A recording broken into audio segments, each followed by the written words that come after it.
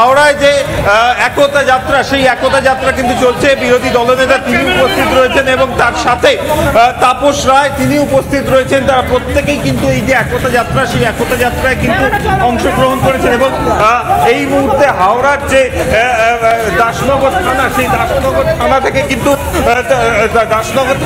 এই যে পদযাত্রা, সেই পদযাত্রা শুরু হয়েছে এবং বিরোধী দলনেতা তিনি উপস্থিত রয়েছেন, তাপস রায় তিনি উপস্থিত রয়েছেন। এছাড়াও হাওড়ার যারা জেলা বিজেপির যারা কর্মকর্তা রয়েছেন তারাও উপস্থিত রয়েছেন এবং এখান থেকেই কিন্তু বলা যেতে পারে যে সর্দার বল্লভভাই প্যাটেলের যে ৭০০ যে জন্মদিন, সেই জন্মদিন পালন এবং তার পাশাপাশি যদি দেখা যায় যে আরও একাধিক কর্মসূচি, সেই কর্মসূচি কিন্তু রয়েছে।